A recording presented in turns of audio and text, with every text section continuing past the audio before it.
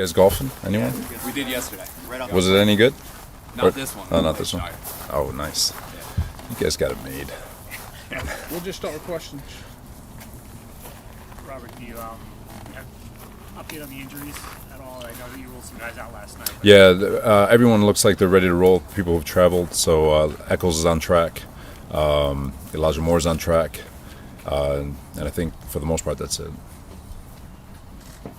How was the trip, and just kind of what, I know you've talked about this a little bit, but what challenges does this present, this kind of trip? The big thing is discipline. I thought the support staff and everybody involved to make this thing happen has been absolutely fantastic. I feel like we've knocked it out the park with regards to preparation and doing everything we can for the guys to be their best on Sunday. And now it's just a matter of just stick to the plan, trust the performance staff, and if we do that, we'll be bouncing off the walls on Sunday. Are you guys kind of in a bubble here, or are you guys exploring anything tomorrow? I think the only thing we're doing tomorrow is we're going to go to the stadium and walk through. Otherwise, just trying to extend the day, stay on our feet, stay outside, and acclimate ourselves to the time change. It was obviously a pretty good game for Zach last week. Rookie of the week, I think is what he earned the honors of. How do you get him to continue that? Like, how do you get him to stay focused on, okay, now build off of this instead of, two steps forward and maybe one back? Yeah, that's where I think he's phenomenal, is his process. He takes the good with the bad and vice versa, and he's just always trying to find ways to get better. So he's had a really good week of practice. He again, the every week the emphasis for him is footwork, eyes, progression. Footwork, eyes, progression, and as long as he can stick with that, he'll continually get better. Like the off-schedule stuff that we saw, you really can't teach some of the stuff that he just does. He naturally, instinctively does. But the footwork, the eyes, the progression, that's where he's going to get better. That's where he can learn how to play quarterback in this league, and that's where he'll start to pick up the game, and things will start slowing down, and he'll just get better from it. He said to us after the game, Robert, that the first drive, the Michael Carter touchdown drive, you could feel the tension lift off the offense especially. How much do you think that's going to help now? He's always had confidence, but just kind of building off some success. You hope it translates, but that's a young group. We've talked about it before. When you have a young group and they have early success, you never know what it can snowball into. They become invincible. You guys were all young once. We jump off a roof, didn't think twice about it, right? But it's the same thing. They get the ball rolling, they get confidence, and all their athleticism just pops out, and you just see the speed elevate. And I felt like that's what you saw, especially in the second half in all three phases.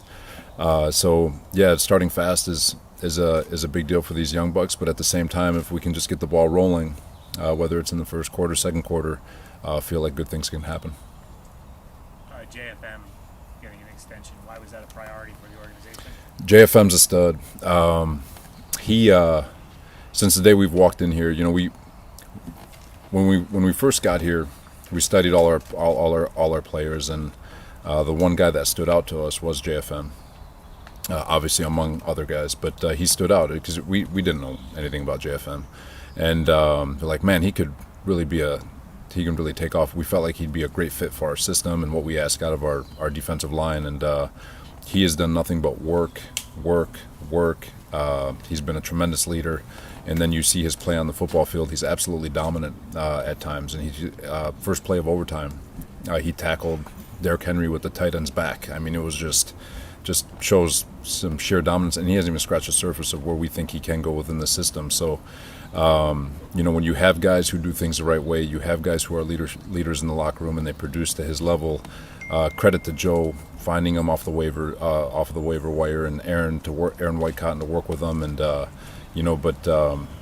those are the guys that we want to pay, and so JFM is deserving of it, and we couldn't be happier to have it done. When did you kind of, because he plays that hybrid role where he's outside, then he moves inside. I mean, when did you kind of hatch that? Was there anyone you did that with in San Francisco where you thought, okay, John can do those similar things, or when you saw John's skill set, you're like, let's try to use him in this? No, so he's kind of in the mold of Eric Armstead of what we did in San Francisco with Eric Armstead, and different obviously, but similar in certain ways, but both effective in what they're asked to do. Atlanta ruled out Ridley. Obviously a very good player. How It's so late in the game. We may see some different personnel groupings. It doesn't really affect our game plan. It came in so late; things are already in.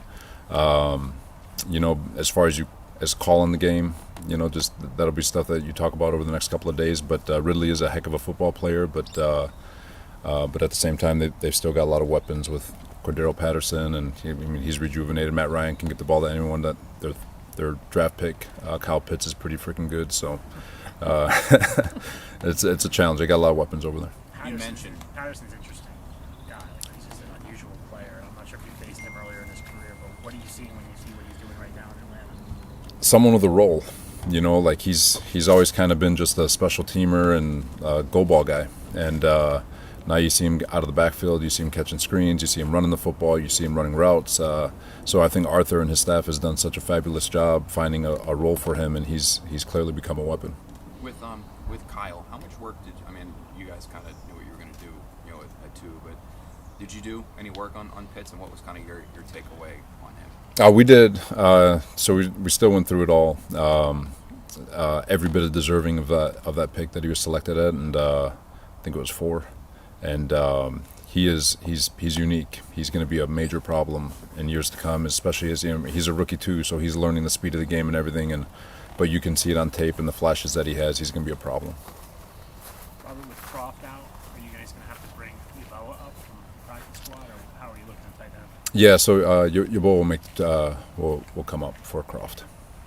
Coach, getting away from having the win last week and getting an opportunity to get away and bond the team and use it as to build on last week's result, or do you find coming to London a distraction?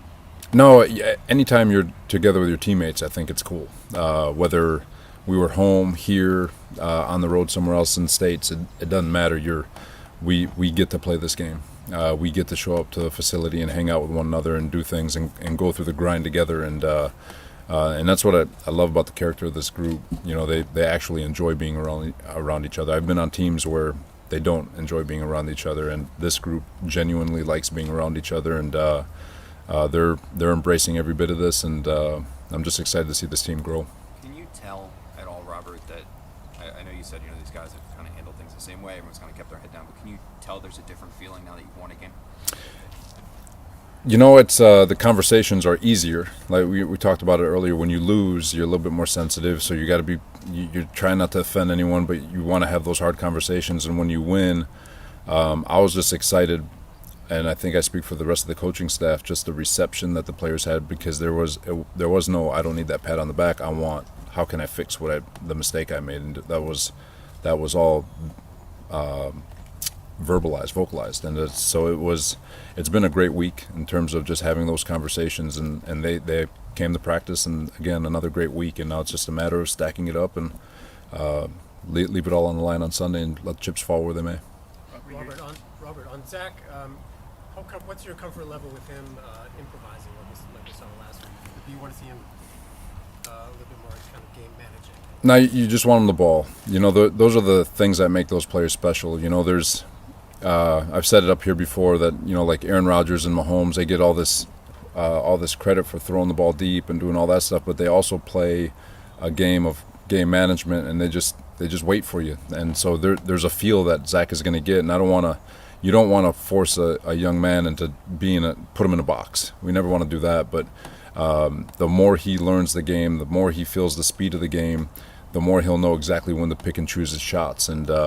And when he does, they're going to, just like Sunday, they'll be explosive. And so hopefully he learns faster. Well, your defense had, I think, 100 snaps last week when you count penalties.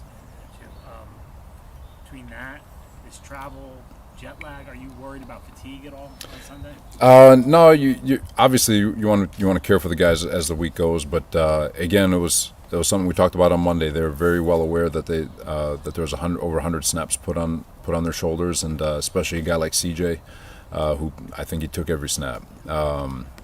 So the emphasis is, can you win Monday, Tuesday, Wednesday, Thursday before you get on the plane, in terms of rejuvenating, getting hydration back in your body, getting proper nutrition and regen. So the guys have just been attacking the heck out of it, and That was what we talked about all week. Can you win these 4 days before you jump on the plane? And felt like they did a really good job with it. Robert, on defense, no interceptions so far this year. Are you seeing anything that you could improve upon? I know Atlanta has talked about kind of their DBs attacking the ball more. Are you seeing anything like that, or have you offered any advice to the DBs? No, it's part of it. Like right now, our corners are doing a heck of a job. Right, we play a certain style of man, and they'll so you see a lot of PBUs. You saw Bryce have three. I think he had 3 PBUs last week, and there's a time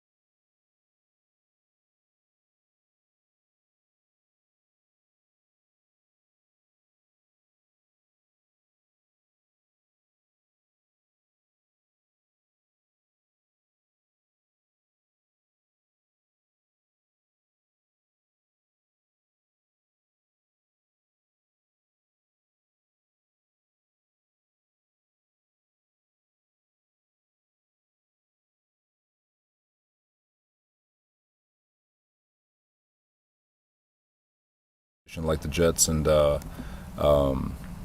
know, it's a blessing. The play in overtime where Zach threw the high ball to Keelan Cole on the sideline. It looked like he realized Tennessee wasn't lined up and hurried up. Is that 501 thinking there that you talk about, or like... That one, I would say that one's more progression, because he's just going through progression right there, and he sees the corners shorten the down, and he's got inside leverage. That's just, you know, understanding what calls you're going to get and going through. There's, because he had his choice, Jamison for the first down, or the big one, the Keelan. That's what he took. So, but that's trusting your footwork, trusting your eyes, trusting the space you see, and take the space that the defense has given you.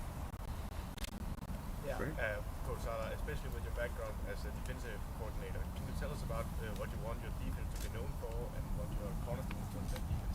Yeah. So we always talk about a style of play, and this is really for the whole team. Now that we're going as a defensive coordinator, all of it, it's all the same.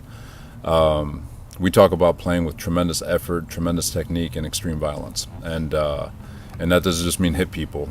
There's more to it than that. There's your hand placement, your footwork, all of it. But we always talk about when the lights are off, and it's just you in the room, and you're watching the silent tape, and you're just watching yourself play. What is that tape saying? What is it speaking? And we want it to represent our style of play to the fullest degree, because when your opponent's watching in the dark and he's trying to study you, what are you telling him? And that's what we wanted to say. Take one more right here. Coach, it's your fourth time here in London, so you've been to Europe with the NFL lots of times. What do you think about the big interest in the NFL, and which seems to be growing and growing, because there's a discussion of a game in Germany next year maybe, so what do you think about that? You know, I'm biased. I know soccer, European football is considered the number one sport in the world. I think football is the best sport in the world in terms of just the energy, the fan base, the absolute love and passion fans have for it. It's especially in the States, and to see it growing internationally, and to see the interest just goes to show that it is a universal sport. And I think, you know, the goal is to hopefully get this brand growing worldwide, but I think it's pretty cool. Thank you, everyone. All right, thanks, guys.